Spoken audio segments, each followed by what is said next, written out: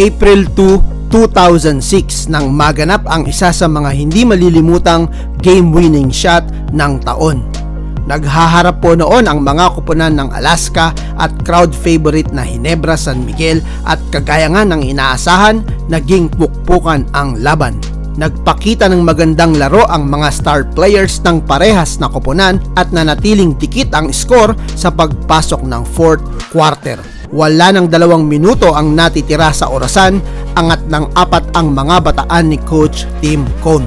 Nga lang ay naitabla ito ng Ginebra sa magkasunod na puntos mula kina Kalani Ferreira at JJ Helterbrand. Matapos mabigo ang Alaska na maka-score sa kanilang huling possession ay nagpatuloy ang bakbakan ng dalawang teams sa overtime. Big shot after big shot at halos hindi na nga magkarinigan noon sa Araneta Coliseum. Ngunit matapos mag-commit ng crucial na turnover ang maggagatas ay nagdisenyo naman ng play ang coach ng Ginebra na si Shot Tangkinsen gamit ang 25 segundong natitira upang ipanalo ang laban. Matapos pong mag-ubos ng oras ay nag-umpisa ng umatake ang mga nakapula.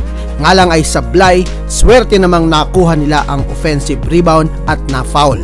At dahil nga sa wala nang natitirang timeout, ang parehas na teams nagpatuloy ang laban, 3 segundo na lamang ang nalalabi.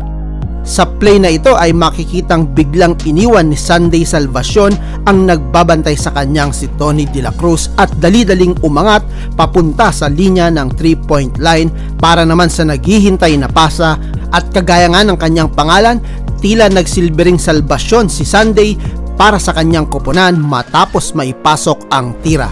Hindi naman magkandamayaw ang mga tao sa kanilang nasaksihan. Nangyari po itong game-winning shot noong April 2, 2006, araw ng linggo.